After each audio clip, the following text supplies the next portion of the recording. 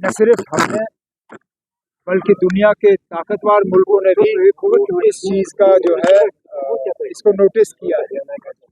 किस तरह इलेक्शन से पहले चुन चुन के ऑपोजिशन के लीडरों को निशाना बनाया जा रहा है। केजरीवाल साहब अब दूसरे चीफ मिनिस्टर हैं जिनको हाल ही में गिरफ्तार किया है, और ये इनका गिरफ्तार होना और एजेंसियों को इस तरह इस्तेमाल करना, ये इस मुल्क की जमहूरियत के लिए जो है बहुत एक खतरनाक सूरत हाल है, और मुल्क को जो है बहुत आगे तक इसका खमियाजा भुगतना पड़ेगा।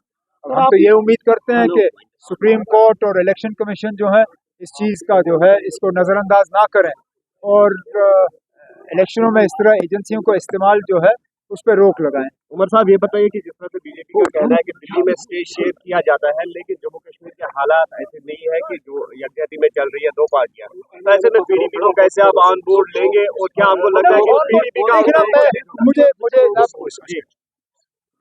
इंडिया अलायंस में हम एक साथ थे, स्टेज पे एक साथ थे, तो इसमें सवाल उठाने का क्या है ना। हम स्टेज पे एक साथ थे, इंडिया अलायंस को तोड़ने का काम तो किसी ने नहीं किया। तो फिर सर मियां साहब को नॉर्थ कश्मीर से ला के क्या नेशनल कॉन्फ्रेंस यहाँ पे कमजोर थी? यहाँ पे इतने सारे कैंडिडेट थे, नेशनल नॉर्थ कश्मीर से कहाँ लाया मियां साहब? यही के हैं, सेंट्रल कश्मीर से लाया ना सर।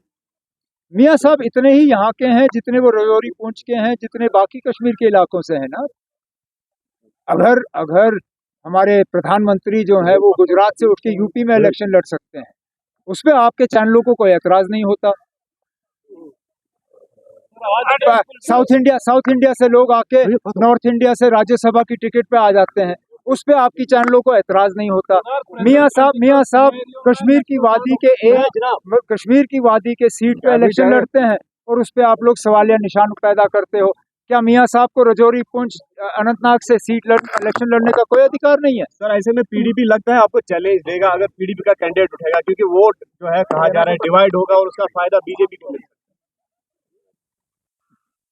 आप लोग तो ये चाहोगे ही, लेकिन मुझे इस तरह का कोई इशारा नहीं मिला है। पीडीपी समझते हैं आपकी चैलेंज एक होगा। आप लोग पीडीपी को क्यों हमसे लड़वाने की कोशिश कर रहे हो? सुनिए ना, पीडीपी ने कहीं कहा कि वो इलेक्शन लड़ रहे हैं? क्या पीडीपी ने कहीं से ऐलान किया है कि वो इलेक्शन लड़ रहे हैं? ये आप लोग हवा दे रहे हो उस चीज को।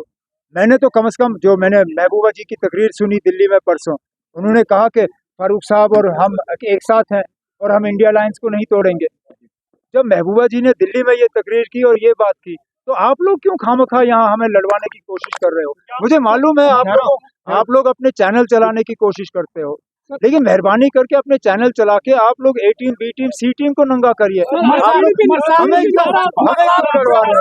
साहब 370 की आपने बात की, गृह मंत्री ने राजस्थान में कहा है कि एक ब्लंडर हुई है, जवाहरलाल नेहरू से एक ब्लंडर हुई है। गृह मंत्री का कहना है, राजस्थान में उन्होंने बयान दिया है। मैंने 370 पर जितना कहना था कह दिया ना। मतलब बीजेपी को तनकीद बनाने के बावजूद आपके हरीफ कह रहे हैं कि ईडी के प्रेशर के बाद उमर साहब और फारूक साहब के जो कौलो फाल है वो तब्दील हो चुके हैं। कहाँ हो चुके हैं?